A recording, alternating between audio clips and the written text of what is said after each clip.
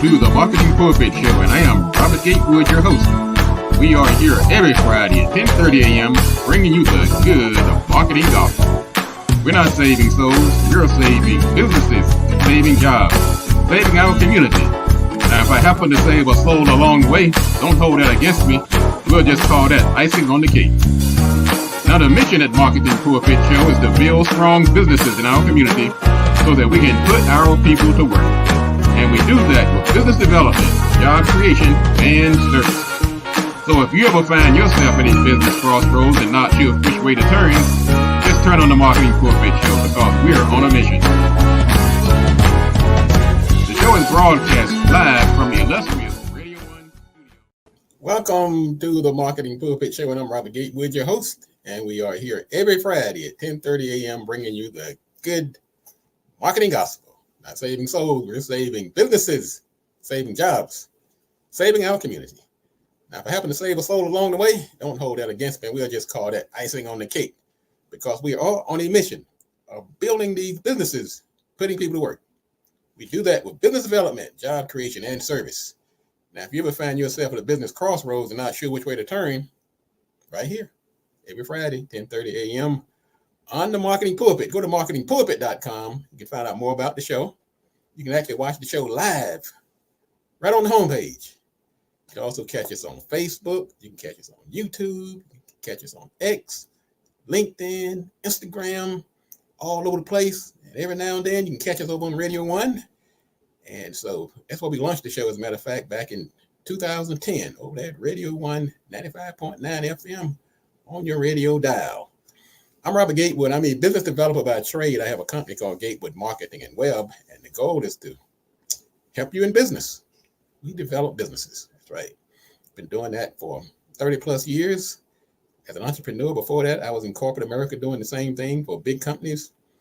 I'm also a professor at Prince George's Community College in the DC area, where I teach marketing, I teach networking, I teach social media strategies, and we just developed a new digital marketing program where I'm one of the authors, along with Dr. Reginald King and Mr. Darren Gibson, Mr.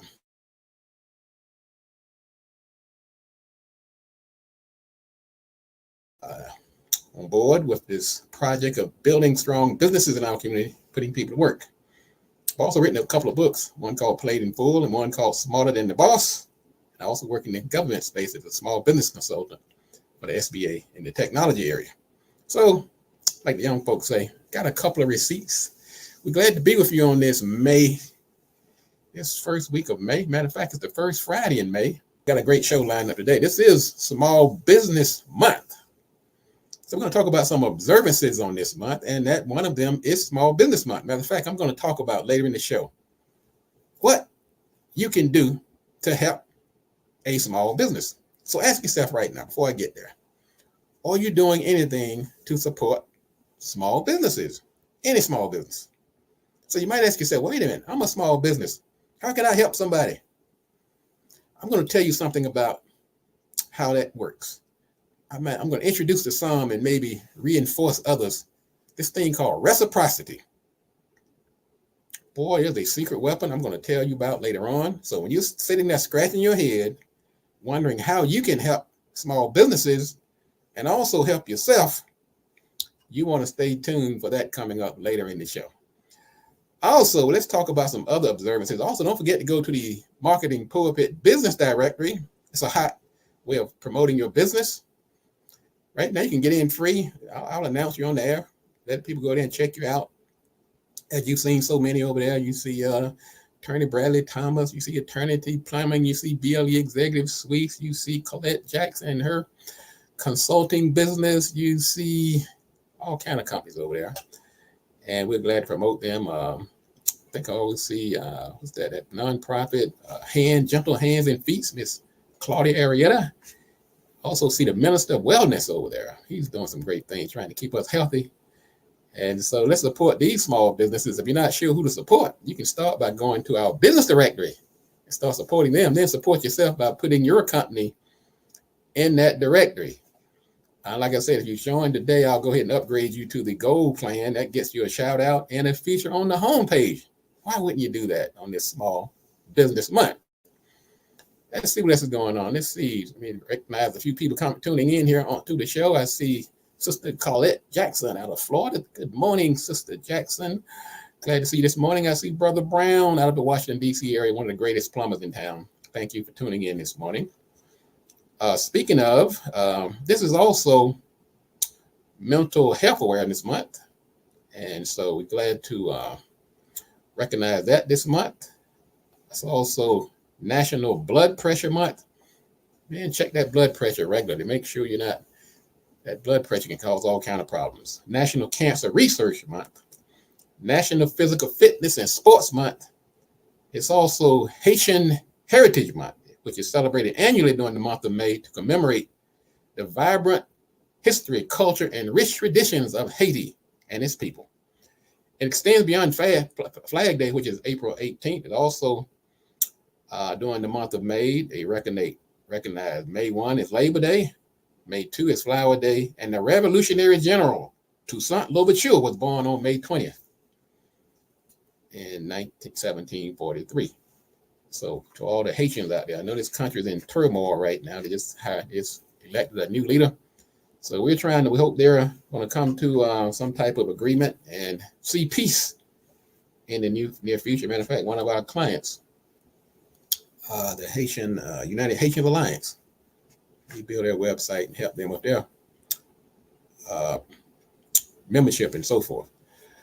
Let's see what else is going on. We're going to talk about some items in the news, but let's talk about mental health awareness for a minute, because it is so important. We are always on this show supporting and trying to uplift people with challenges, because it takes all of us in the village to be successful. And we can't leave anybody behind. And we have to acknowledge and recognize that some people may have some challenges. And so part of our job, our purpose in life is to try to uplift and bring everybody else along. And so mental health awareness is not just for people who are suffering recognizable mental health challenges, but all of us. All of us walk around with some kind of challenge or another. Sometimes it's circumstantial, sometimes it's inherent, sometimes it's caused by triggers, but whatever the case may be, we're going to recognize it this month. What can you do to help promote mental health awareness? Well, one, you can promote it on your social media platform by sharing information and supporting content relating to mental health. That's what you can do. You can offer mental health resources, such as employee assistance programs, workshops on mental health topics. These are the things you can do to promote mental health awareness during this Mental Health Awareness Month. You can organize workshops and seminars for your employees. You can create supportive and inclusive work environments that prioritizes mental health. You can implement mental health, such as flexible work hours and mental health days and stress reduction programs. These are things that you can do as we bring awareness to mental health. And I know many of you out there, you've seen people, you have family members, you have friends, co-workers who are struggling with this issue. And I'm no exception. So it's dear and dear to many of us. You can partner with mental health organizations or nonprofits to raise funds and awareness for mental health initiatives. You can host mental health related events or activities such as mindfulness sessions, yoga classes, and health screenings. And encourage your employees to take breaks and practice self-care. We've been talking about self-care now the entire 2024 to support their mental well-being. So those are some steps that we can take as we go into Mental Health Awareness Month in the month of May. And let us, as my dad used to say when he was preaching, let us go forward and govern ourselves accordingly. This is Small Business Month. And on May 1st, I think we call it May Day. Let me tell you, let you on to a little trivia. May Day is also what you call a national distress signal, but it's actually a term. We think of it as May, M-A-Y-D-A-Y, but it's actually a French term that means help me. And so we're going to talk about that as we get into our sermon today on helping small businesses. What are you doing to support small businesses? So ask yourself that as we go forward. What we're going to do, we're going to talk about some items that are happening in the news on just trying to make sure that everybody gets the information, particularly now during this small business month. Let's talk about a few items in the news. Boy, I tell you, we bring the news because we want you to be aware of what's going on. Some of these things affect you, and some things may affect someone you know. And so we don't want to be caught in the dark. There's some things that really, like this AI, this artificial intelligence, you can't go to sleep on this stuff. You're going to wake up one day and wonder what happened. So wait a minute. When did the world start revolving around the moon instead of the sun? Nobody told me it was coming. So you got to stay abreast. That's what we try to do to make sure you're aware of what's going on. Here's an interesting story. People are pulling back on spending on fast food. I'm probably going the wrong direction because during the pandemic, of course, I got out of the habit of going to fast food. I still get my oatmeal in the morning from McDonald's. This is not a plug for McDonald's, but it is some pretty tasty oatmeal. It was better than those fritters I used to get. But anyway, customers are pulling back because of the price. The price of fast food has gone through the roof. Once upon a time, you go into the McDonald's, or Burger King, or the Wendy's, or Subway, you spend about $5 or $6. Man, you get the whole works. Soda, chips, cookie, and a sandwich. It's going to cost you about $12 to $15 now. Wow. So companies are starting to look at ways to bring people back because they have headed for the hills. These prices are killing them. Had this bridge collapse over in Baltimore last month, and the insurance company is paying out $350 million to the state of Maryland for the bridge collapse. That was the Baltimore's Francis Scott Key Bridge. And so it's part of a large payout, and I have a feeling that won't be the last payout we're going to be seeing from this disaster that happened back in about a month ago. I think it was March 26th, somewhere along that way. Let's see here. Also, retailers are closing stores. 169 retail shops closed, bringing the total to 2,600 this year. Walmarts are closing. Stop and Shop, Urban Outfitters, Express, and other shops are closing up. Many of them are taking their business online. Some are claiming that the threat from thefts, and I'm going to say this one more time. Things don't happen in a vacuum. These kids and adults running in here grabbing these clothes off the rack and running out the door. We might see as well they're covered by insurance, and so it doesn't affect me. Everything affects everybody. So all of a sudden, you start seeing food deserts in your community. You start seeing some of these stores, and you wonder why they're not coming to your town. We have to be a little more vigilant and aware of what's happening in our community. And if anything we can do to kind of right the ship, to make sure that our communities are viewed as a good investment, then we have to do that as well. So things that happen do affect us. Yes, these kids running, grabbing these clothes, grabbing 50 iPhones off the wall and a whole rack of leather coats, it does affect you. I'm speaking as a business owner and somebody who worked in retail, who's been a manager, merchandising manager, a district manager, and it does affect the community in which these things happen. And so when stores start to disappear, then you got to ask yourself, did I do enough to make sure that my community is viewed as a good investment opportunity? Google has fired several of its workers for protesting the Israeli deal.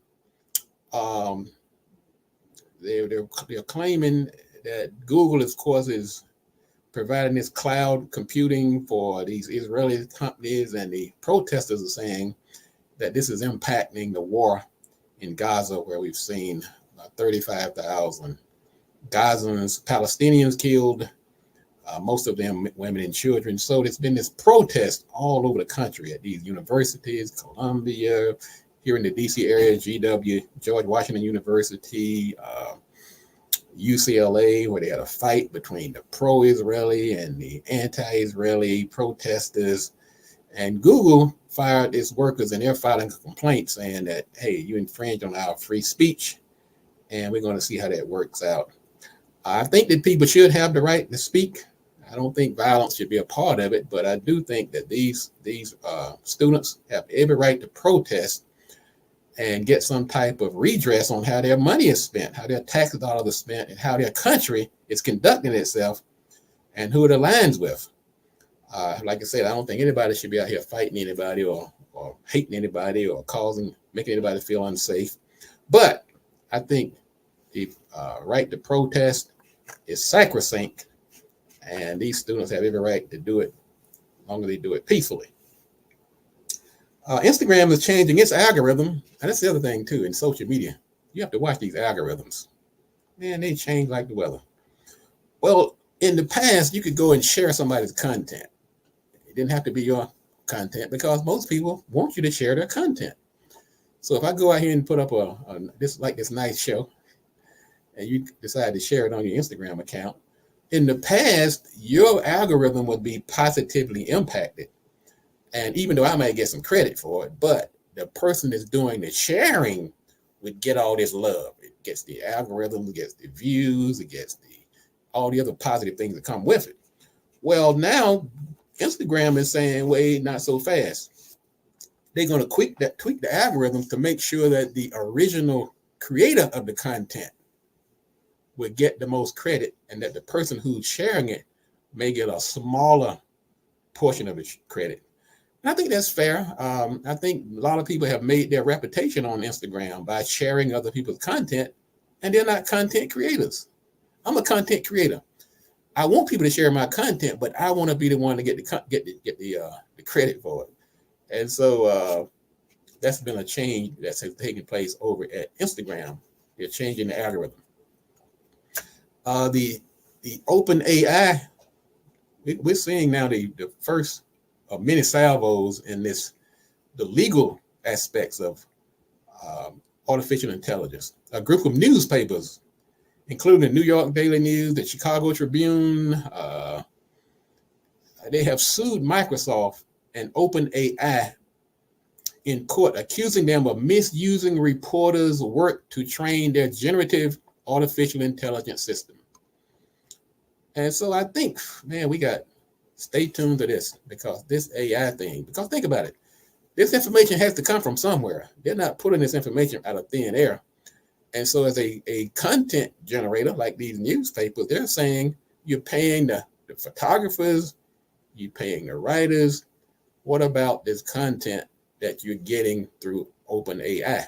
You should be paying us too. So they're suing, and we're going to be hearing more and more of that in the coming days as this AI heats up, and these lawyers are sharpening they're loading they're keeping their powder dry. One more story before we go into our topic for the day. In Louisiana, down in Baton Rouge, a group of wealthy white residents have decided to split from Baton Rouge in general. In other words, they're starting a new town really called St. George, which is a 60 square mile area with about 86,000 residents, and they want to separate themselves from Baton Rouge. They're basically saying, look, we're tired of the crime. We're not getting things the way we want to get it done. And so we're just going to, they're seceding from Baton Rouge. Now, I'm telling you folks, this is a awful precedent. This is horrible. We have already seen the flight from the schools where when the certain people with the money and the taxpayers pull their kids out of public schools, what you have left is a lot of people who not really people who low income, who are struggling, and now they're struggling even more because you pulled out of the schools. So now this has been expanded now where cities or communities are pulling themselves out of cities. I just imagine this if everybody starts to do this. All of a sudden, you have Georgetown in Washington, D.C. It takes itself out of Washington, D.C. Think about the tax revenue and how it's going to affect the base. So this was actually just happened. The Louisiana Supreme Court agreed with the city of St. George, and now they're working on starting a new city and going to leave the majority black city of Baton Rouge now struggling with tax revenues.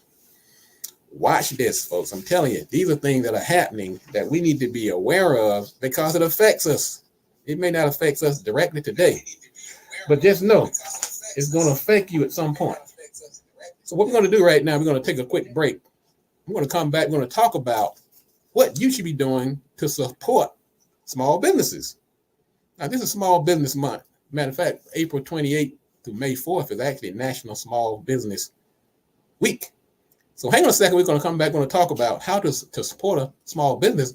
We're going to talk about not just performative things like, okay, I'm going to buy your t-shirt and then I've done my duty. We're going to talk about a mindset shift. So hang on a second. This is the Marketing Pulpit. Be right back in a moment.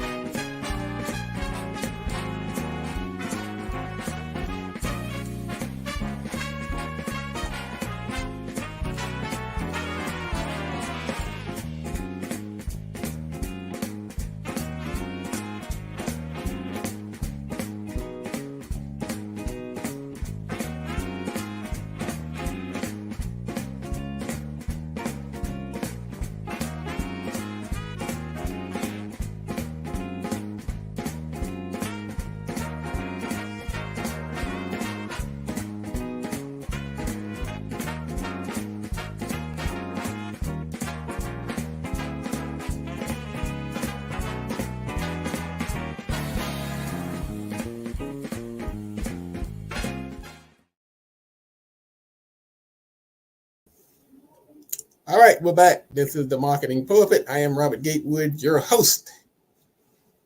And we're here every Friday, 10:30 a.m., bringing you the good marketing gospel.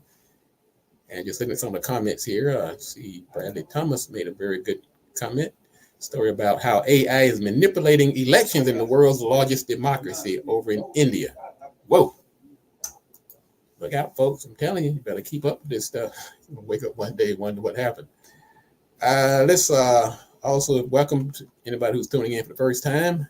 Welcome. And if you're tuning in, some of our regulars, thank you for the support over the years. Speaking of support, this is Small Business Month. How do you support a small business? Well, there are some traditional ways to support a small business. You buy their products, first of all. And you know what we call shop local. Instead of going to the big chain stores or going to Amazon, go down the street and buy something. I do that when I go over to National Harbor, which is not far from where I live. I go in there and I'll buy. I always go to the shops that I know are small business people, particular people I know. I like that Furlough Cheesecake, Furlough, some of the other shops that I'm very familiar with, some of the bookstores over there. I shop with them with that in mind. I'm supporting these small businesses. Also, a lot on social media now and digital marketing, these positive reviews are really very good. So if you go to a shop, those reviews play a big role, particularly on things like restaurants where they live and die by some reviews. So write a positive review once you go there. Follow them on social media. This is one of the easiest, but least understood the things that people don't do. Follow them. Some people live and die by those numbers. They watch it. They see who's coming in. They see who's going. They like the engagement. They want you to share their posts. So do that. That doesn't cost you a dime. It costs you very little time, but you'd be surprised, particularly on certain industries where likes and engagement are important. So do that. You can start doing that today. Just go down the list and go to your feed, and you see somebody you recognize, they're a small business. Follow. Drop a note. Say, hey, I support you. I like what you're doing. We can do that to support a small business. You can also refer your family members and friends to that business. Sometimes the small business selling something you don't really need. Okay. I don't need makeup. Okay. I probably should use some, but if I know somebody who needs it, I might refer that person to somebody else. I don't drive a motorcycle, but if I know a small business is in the motorcycle business, I might refer somebody in my family or in my network who needs that particular service. Attend their events and their promotions. If they have any event, come on out. That's another thing I'm very big on. I'll come to your book signing. I'll buy your book. I have a bookshelf in my office. Really, it's full of books that I bought from people who I supported when I go to their book fairs and book signing. Some I've read, some I haven't. Some I give away as gifts. But that's a good way to support people. Like I say, it's going to cost you $10 to $20. It means a lot to that small business owner. Also, you can help. Some people just need help. They show it on staff. You can volunteer. They got a big event coming up. It's look, hey, I'm pretty handy with a broom or a shovel or apron or whatever. Let me come out and help and support on that big day. So you can offer to help. Another way to help small businesses. You can purchase their gift cards and give them out as gifts. It's a great way. You can also collaborate with them. If you have a small business, you work in a related industry, you can collaborate with them, work with them, and introduce them to vital stakeholders. But let me tell you about this secret weapon. Tell you about a secret weapon of mine. My brother and I, Leon, talk about it all the time. People think the guys get together, they talk about women and beer and sports. Well, we talk about some of that too, but we also talk about reciprocity, which is basically giving back. Reciprocity is a concept of you do something positive comes back to you. I just look at it sort of like business karma. You do something great comes back to you. It reminds me now, if you're a business owner, and that road to success sometimes reminds me of it, if I get too biblical, in that passage in the Bible, the road between Jericho and Jerusalem. It was a perilous road, fraught with strife, dark and dangerous. And so sometimes I look at that road to success for a business owner like that road between Jericho and Jerusalem. And sometimes pitfalls happen, things happen, and remind me, but sometimes there's a good Samaritan that comes along and sees the trouble that you're having. And that sometimes is that reciprocity. That's that giving back and getting something good in return. So you might ask yourself, well, look, if I go out here trying to help this business owner, this small business owner, hey, I hardly have enough resources for myself. I might come up short. You might say, look, this person I help them. They might go out here and overtake me one day and have more sales than I do and put me out of business. I'm helping feed a competitor. Well, just like that Good Samaritan, he said, if I go out here and help this person, what might happen to me? Somebody might jump out the bushes and hurt me. But have you asked yourself, what if I don't help that small business owner? What's going to happen to them? And when you put it that way, because we know people like myself, people like Bradley, Miss Jackson, Gerald, we know what that road is like. We know how treacherous it can be. So why would we want somebody else to have to go that road alone? No, we shouldn't. So that's why, in the spirit of Small Business Month and supporting small businesses, I'm going to say, instead of doing the performative things of, hell, I'm going to go buy your book. I'm going to go to your Facebook page and like you. What about a mind shift? What about making it a way of life? And that's why I keep using this example, but it's so true. And I tell people this story. Sometimes they find it hard to believe. My brother and I, Leon, he has a big nonprofit down in North Carolina. And I would say every third or fourth conversation, we talk a lot. We are talking about helping others and how it comes back to us.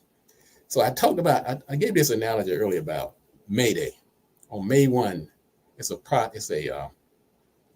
we call it May Day.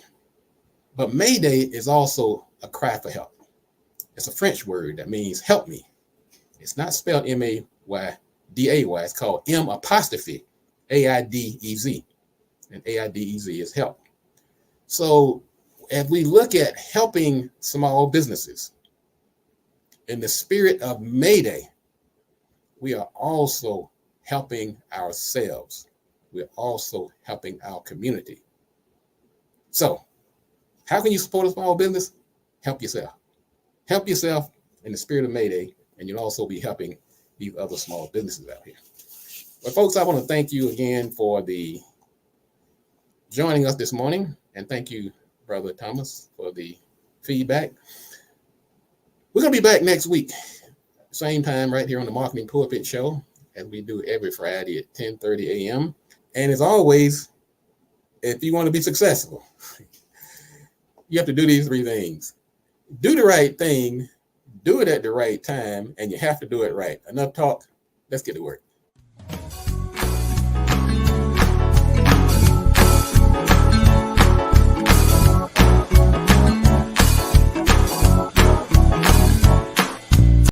One cup of greens per day will lower your risk of dying from heart attack or stroke by 30%. Hallelujah. A half a cup of beans every day will drop you down by another 30% because of the fiber and the medicines in the beans will sweep away the cholesterol and the saturated fat. Half a cup of berries per day with all of the antioxidants and flavonoids will drop your risk down. And then finally, 1/4 of a cup of nuts and seeds every day will drop your risk down by 33%. You simply eat those foods every single day and take everything else away that's destroying you. And we could eradicate heart disease, high blood pressure, and stroke. Glory! Hallelujah. Register today and get ready for your health revolution. I'm Amina, the founder and CEO of HBCU Leggings.